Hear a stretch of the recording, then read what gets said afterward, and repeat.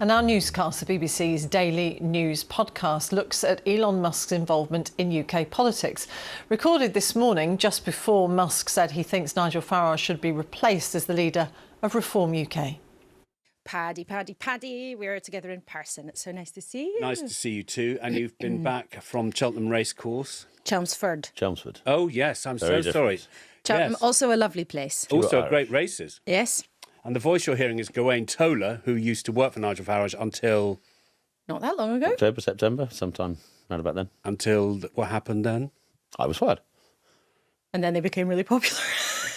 Yes, I know. The two things are deeply I'm linked. teasing you. Forgive me. This is what happens on Newscast, I'm afraid. We're delighted to have you with us And a pleasure, because Laura. we're going to spend quite a lot of time hearing from and talking about Nigel Farage, as the Reform Party at the beginning of 2025 seem to be the ones who are making a lot of the running, whether you like it or not, as we discussed a bit yesterday. Plenty more of it to talk about on today's Newscast. Newscast from the BBC.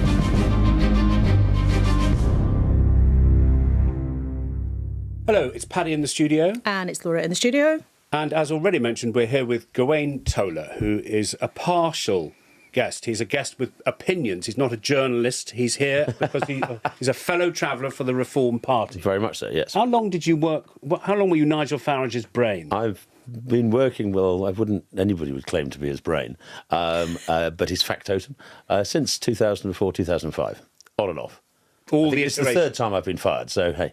Well, that's a long time, and that kind of mirrors his career then as well, the ups and the downs, and because great highs and great lows. Yeah. And at the moment, he does appear to be... It is definitely high. ...riding a great high. But we've got to talk about what friends he keeps, because Elon Musk is going to get him into trouble, it seems to me. He might pay him a lot of money, but he's also going to get him into trouble. So as we were discussing yesterday, Elon Musk has been making a series of increasingly inflammatory, and I think most people would find very offensive, remarks about Labour politicians, the Prime Minister and the Home Office Minister, Jess Phillips. I query that most people would find offensive. Most people in certain sectors of society would find offensive, not most people. Well, that's an interesting point. Don't you think most people would find it offensive to be accused of being complicit in rape? Yes, I do think many people would find that offensive, but I think a lot of people are so angry that they don't feel that this particular thing is offensive. If it was directed at them, they might. However, if it's directed at a government minister, well, hey. Because if you shortcut to the anger part, it's not the same as informed debate, because a lot of the nuance has been lost. So I think what many people are concerned about, including Nigel Farage himself, is attacks on politicians. And our newscasters are very upset about attacks on migrant hostels. You can't firebomb migrant hostels. Certainly you can't. So what we need is informed debate, and we're not convinced we're getting out of Elon Musk. So shall we take a step back then? Yes. So if people didn't hear yesterday's episode, and if they haven't yet either heard you on the radio this morning or watched the TV this morning, and recording at 10 to 11, quick context. Elon Musk has been saying incredibly rude things about Keir Starmer and Jess Phillips in connection with their decision not to have a UK-wide, huge, National, specific inquiry public inquiry into what happened with the grooming gangs over a period of many years. If you've been paying attention, you'll know that there have been lots of different investigations. However, there is no question that many vulnerable young women were let down appallingly for a long, long time, and the authorities did not act anything like rapidly, seriously enough, and they have been. There's evidence suggesting people basically look the other way for a long time. Of such an inquiry would be very, very important. And I think that the anger right now, many of the grooming gangs, call them rape gangs, call them what you will, have been prosecuted. There may well be many more still operating, I don't know. But they have been prosecuted. Nobody's questioning that. The investigation and inquiry should be into why was it downplayed? Why was a father arrested for trying to save his child? Yeah, and who was it? Yeah. Who were the police? We've had named police by some of the victims. Nothing's happened. None of the Rotherham police have been sacked. None of the Rotherham social workers have been sacked. None of the Rotherham council have been sacked for what was clearly failures. And the thing is, the biggest question in public life really is, what did you know and when did you know it? You do the timeline, and you want to know who knew what and when, and who didn't act and why. But hold on a second. And the Conservative government also turned down a call for a national public inquiry, partly because when she was Home Secretary, Theresa May set up an inquiry into child sexual abuse all historically. Yes. So she would argue, I've already set up one. And it did look at this, and the person who carried out that inquiry, Alexis Jay, did make a very long list of recommendations of what to do and about this issue. And she's pointed out since that the Conservatives didn't follow up on all of them. That's right. But I think what we've also been trying to get to, though, in speaking to Nigel Farage, is beyond the substance of the issue around an inquiry, which we did, forgive me, Gawain, talk about quite a lot yesterday on our episode. Yeah. The question for Nigel Farage is not just about inquiry. For him, it's a different one. Is his high voltage friendship with Elon Musk, who has a huge megaphone that he's using to back him, to support him, to put massive rocket boosters under everything that he said, is there a point where that could also, with some other kinds of voters, burn him?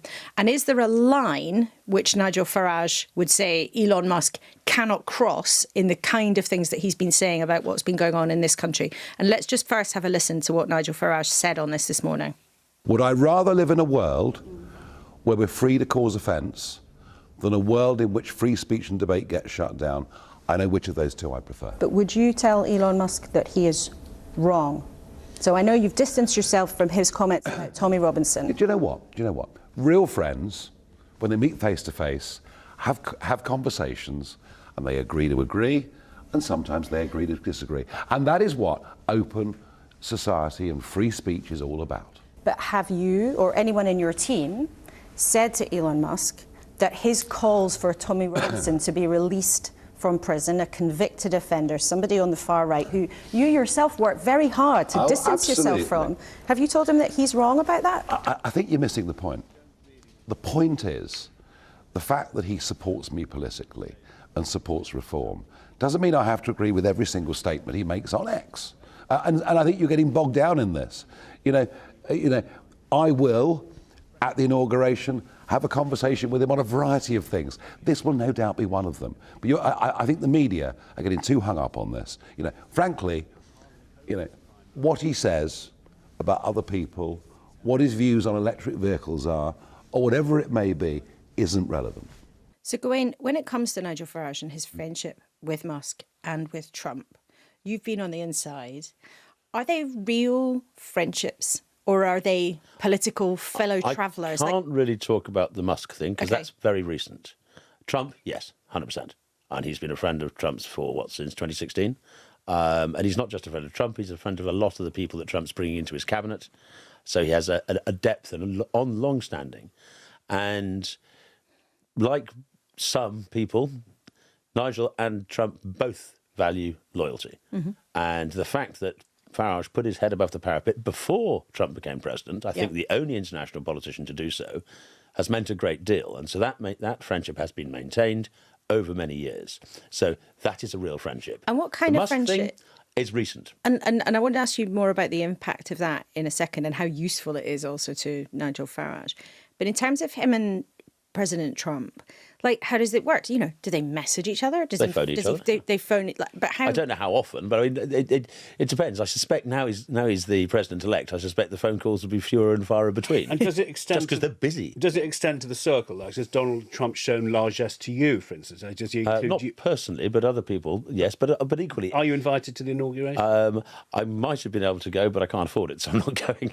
Elon Musk has got a few quid. He could pay for himself. It doesn't quite work like that. How does it work, though? Because he's going to give him money. Elon says he's going to give Nigel Farage money. That is possible. I think more interesting is the ability and the learning how they worked in Pennsylvania, how they worked in some of the swing states, and how Reform can use that tech to target and effectively campaign, which is Reform's big problem. Sure. We're great at the air war. Mm-hmm. It's the ground game. And in fact, there will be that hard work. I'm sorry to keep interrupting you. It's just he's rude like that. No, it's a conversational tone. He's not rude. You're not here to be interrupted. We want to hear what you said. But one of the things that I do read from Radio 4 listeners, and I hear you might have from your viewers, is why are you doing Nigel Farage on the first Sunday of the year? Mm-hmm. they've only got 5 MPs.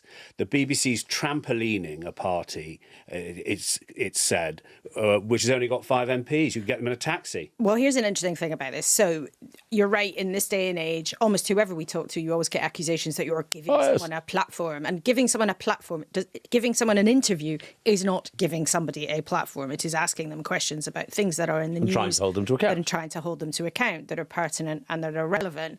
As we've talked about lots of times, there's no question that something very interesting is going on with Reform.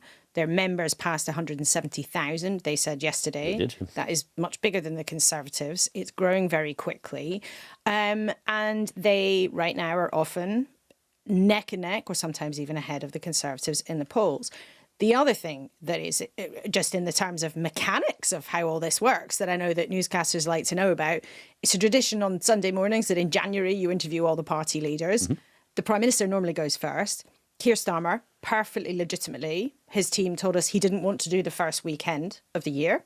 We hope to speak to him in the next few weeks, but he chose not to. So I think sometimes from the outside, people think, and I wish we could phone up whoever we wanted, whenever we wanted, and get them on the sofa. Well, that's a bit inside baseball. But it's interesting, though, isn't it?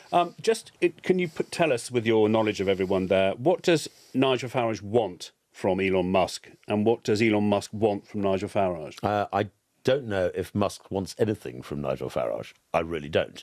He sees what Nigel does and what he believes and has a level of support for that, absolutely. But I don't think Musk wants anything from Nigel. What does Reform, Nigel, want from Musk? I think it's more, not so much the money qua money, but it's the looking at how Musk supported Trump in campaigning in key seats, in key states, in Pennsylvania and elsewhere, because Reform is great, as I've said, in the air war, but the ground game is where we're weak, and that is where it would be very, very useful for us. And he told us yesterday what 2025 was about, was building the machine for the general election. Correct. Let's see.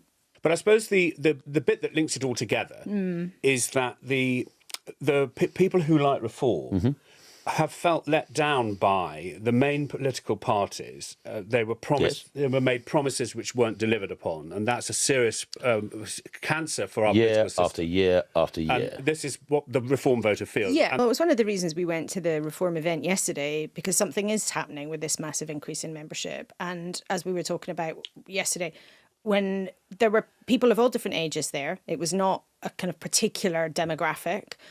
But the one thing people had in common was that they were all very angry. So whether they were angry about pylons, whether they were angry about immigration, whether they were angry about feeling skint, whether they were angry about what they saw as a lack of opportunity for their young people, they were all very angry.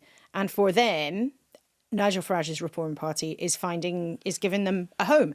They were also all very happy to be and giving them a together voice. And giving them a voice, but they were enjoying being together. Yes. You know, the mood of the event actually was quite a sort of jovial one. Celebratory. Yeah, and it was very interesting in that context. Now, I am not, as we say, not going to make big predictions about what that may mean or what that might not mean, but it's certainly a pertinent and relevant thing to discuss at the beginning of this year. One of the things it does mean is this 120,000 that have joined since, more now, 130,000 that have joined since the election, that group of people, these are not people who've got their subscriptions that are on annual tick over, which many of the other parties do have. These are people who have the passion of the newly converted, the newly joined. These are people who will knock on doors. These are people who will go out campaigning. This is not a passive membership. This is a highly active membership. And you mentioned that camaraderie aspect. Well, if, and in many walks of life, you say you're a supporter of Reform and you are shunned, in that room, they're amongst friends. And they see that they're not alone. In certain industries, and I would suggest broadcasting one, somebody who is a reformer is regarded as a little bit beyond the pale. But I know plenty of people within various broadcasting organisations who quietly say, I'm one of you, but I can't say it at work. Well, I don't know what you are one of, and you don't know what I am one of. And I wouldn't ask. But I think you make it, what was interesting yesterday is there was a feeling among some of the people that I spoke to, and a feeling in the room that people were happy to have found each other. Yeah. And I think that is something that you could certainly feel. And if you're getting an average now, and it's just a blunt average, mean, of about 260, 270 members per constituency. Okay. That's a lot. Let me just go back to Laura's question, which I didn't hear her get an answer to. Oh, sorry. No, not to you, to Nigel Farage, which was, What is the impact of the world's richest man calling for one of our ministers to go to prison? Why can't Nigel Farage simply say, if it's about free speech, he's wrong? He's actually wrong to say that. He shouldn't be saying that. Wouldn't that help the tone of our public debate? We can't just be angry with each other all the time, Gawain. What did the current foreign ministers call Trump? Well, Racist, we're not doing that. Klan and stuff of this No, sort. but we're not doing a switch. These are... No, we're not doing a switcheroo. It's a bit wash about them, but don't do the switcheroo. What is good for the goose? No, but here's the goose. Nigel, he's called Nigel Farage. Mr. Goose, should Elon Musk call for Jess Phillips to go to prison, yes or no? Personally, I think it was well beyond the pale. Interesting, you said about, has he? And on the Tommy Robinson thing, actually, Farage has made some statements. He did. And Musk has come back to him and said, I know he's in there for contempt of court, but should it be for that long? And so that conversation actually has been played out in public. Nigel has criticised him and Musk has come back on him. So that's happening. But it's interesting, he was willing to distance himself from Musk's comments about Tommy Robinson, which Nigel and you, as his spokesman, worked very hard to distance UKIP from that. But he won't do so in the same way about his comments about Labour politicians. And maybe we shouldn't be surprised by that because they are his political opponents. But what all of this also does do is it makes life tricky for the government. So the government is got Elon Musk chucking rocks and stones online all the way across on a regular basis with his huge, massive megaphone. So Wes Streeting, the health secretary, was the person doing the government media interviews this morning. And you get this real sense in Labour circles that while they are think it's, kind of maddening to get this kind of offensive stuff being chucked at them as they see it by Elon Musk, they don't want to do anything to pick more of a row with one of the most powerful men in the world, not least because he's not just, as we said yesterday, any billionaire. He's a billionaire who's probably going to have a job, and maybe quite a big job, in the White House. And this was how Wes Streeting was trying to square that circle today. Keir Starmer and Jess Phillips, by the way, who've both been on the receiving end of completely ill-judged and ill-founded criticism, are people who have done, in their professional lives, more than most people ever do to lock up paedophiles, rapists, wife beaters and every other kind of scumbag in our society. As Director of Prosecutions, Keir Starmer opened up historic cases going after people who thought they'd gotten away with it. He put in place specialist prosecutors to make sure that we could build the evidence to put rapists behind bars. And as for Jess, the work that she has done in her professional life outside politics, supporting victims of violence against women and of girls, has helped to support them to get their day in court and to lock up their abusers. Interesting prediction from you that there'll be less Musk when he gets... He's got a job to do. But also, here's a prediction from me. He'll probably fall out with Donald Trump because that seems to be what happens. The closer you get in that circle, it ends up. I think that's slightly different this time compared to last time. Trump won. I think Trump spent a lot more time building a team, a lot more thought about it. In 2016, it was and there was a lot of friction because he didn't know the people and all the rest of it. This time, I think you will find that the falling out.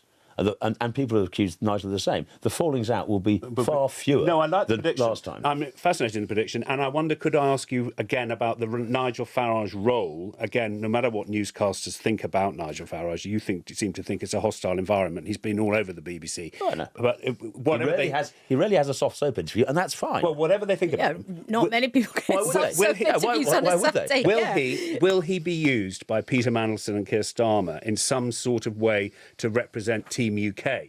I think that yes, is my simple answer. Mandelson said it, and Farage has said it. But I think the difference between Mandelson and Starmer, and the fact that Starmer crossed the floor to chat to him and things of this, I think, are telling, is that in 2016. The Tories found themselves constitutionally unable to use the only Brit with an entry into the White House, into the Oval Office, to talk to him. I think Starmer is a little bit more sensible than that, and I think that Mandelson is much more pragmatic. And he realises if you want to get in... Now, I've been talking to somebody, quite a UK-based American. Kemi Badenoch's team are going to him and saying, can you help us counter Farage in the White House? Can you help us find a way in? The Tories don't have a way in. Labour have a way because they're the government, but they recognise that if you want to have open comms with the White House, if you want to have open comms with Trump's cabinet, then why reinvent the wheel? You've got Farage. And Farage is enough of a patriot that he understands that it's not always what he wants, it's what's good for the country. And also, could they trust him, though? I mean, being realistic, I think the Conservatives, on that, yes. you think that... I think the Tories have a far harder way of dealing with it because he's too close. Whereas Labour, it's much easier to trust somebody because they know the differences. They know there's a broad gap, so therefore they know where they stand. Well, it'll come to a head pretty soon because Donald Trump's promised tariffs on the world, and we are in the world, and the government is going to have to decide, I'll be more pro-US or more pro-EU. Which Nigel Farage said in our interview. Not a question for Trump. No, absolutely. Was avoidable. Oh, we should also say Kemi Badenoch has already been to DC and has been into CJD Vance, so we don't know if she'll be able to make very much of that alliance, but we will see in the months to come. Nigel also told us he's going to do dry January. He said he might not, though, make it to the inauguration. Today's chances are. It's a day that you go wassailing. The idea of a dry January to me is an anathema. However, yes, the idea that Nigel's going to get past the inauguration without having a single little drinksy winks is unlikely. A drinksy winks, is that little one? It's funny because you sometimes sound a bit like him. I feel I'm on the sofa with someone else. We are going to bid you goodbye. I hope, indeed. I hope you got something said that you wanted to say, and thank you for coming to Sunday's Newscast. Well, thank you very much. Thank you. It's been a pleasure. So, one of the other big topics this morning, of course, with the Health Secretary was social care. So finally on Friday, after lots of toing and froing, the government did announce an independent review, which you and I have discussed lots of times about whether they would or whether they wouldn't, to work out by 2028 what a long-term shape should be for the care of the most elderly and vulnerable in our society. And Helen from Norfolk, hello Helen, newscasters, we love you getting in touch, says, Dear Laura, Paddy and Adam, how much more time and money needs to be spent in order to delay actually doing anything about it? My nursing career included experience of working through the years of the last Labour government, and everything in the garden was not rosy. If the problems with social care are not rapidly dealt with, emergency services won't improve. It doesn't matter how much funding is directed towards hospital if beds remain occupied by patients who should be in the community. So Helen, who's from the front line of nursing, says how much more time is needed. Everyone agrees we're past time, we're over time. And everyone also tells us that there are beds in hospitals which are being used wrongly for social care provision. It's all linked together. And Wes Streeting is clearly trying to walk the line of saying it's a massive problem, I wish we had fixed it. And this is how he defended the criticism and that it's just going to take so long. Why did they need another 3 years to work out what to do? Action is needed now. That's why just this week I announced £86 million through the Disabled Facilities Grant to provide nearly 8,000 home adaptations right now. And as for the Casey Commission, look, I'm delighted, by the way. We've got one of Whitehall's best-known doers and social reformers to lead this commission. That should reassure people this isn't going to be some talking shop. We'll deliver action. The first report actually reports next year. And that will set out the actions we need to take on social care throughout this Parliament, not some point in the future. But I just take people back to, well, why take time a bit on the long-term plan? What I am trying to do is break the cycle of broken politics on this issue so we can actually build the kind of consensus for a national care service of the kind we've largely had on the National Health Service for the last 76 years, because our experience has been every general election campaign has been an election campaign where social care plans go to die. Ask Andy Burnham and Gordon Brown what happened to them in 2010. Ask Theresa May what happened to her in 2017. Louise Casey says the social care system, in order to work, needs much more money. Will you say that should be in the next Labour manifesto? Well, I think what Louise will come up with as a reformer is a plan and a set of options on both reform, and she'll be clear about the investment that's needed. So that's not quite a yes. I mean, I have no doubt that Wes Streeting, Health Secretary, very, very, very much wants to be a Health Secretary who actually fixes this problem once and for all. However, does he have any guarantee that the Labour Party as a whole will accept whatever Louise Casey comes up with? No.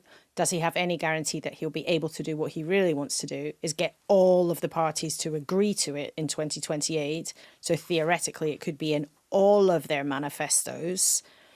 next time round and not something that they all use against each other and fight Yes. about. And he's got no guarantee of either of those things. What his supporters and what he would say, of course, though, is, look, you can't fault us for trying, and we are sincerely trying to get on with fixing this, even though there's all sorts of other things that the government has to grapple with. I think that it's unusual for us. We normally have Henry Zeffman here. He's obviously got a day off, which is marvellous. But we'll be back next Saturday, and we hope to have some of these reactions from newscasters. We do, and I can't help ask you, are you doing a dry January? I'm not doing a dry January. I think these things are sort of, thrust upon you by other people, aren't they? If you want to cut down or stop, you can do it any time of the year. And, I understand it. I wish luck to all those who are doing it. Me too. Wish good luck and Godspeed. And Laura? Am I doing dry January? Yes. No. OK. Have a very lovely week safe in the hands of Adam. If you're listening, we encourage you to write to us and improve us. But for now, goodbye. Bye for now. Newscast from the BBC.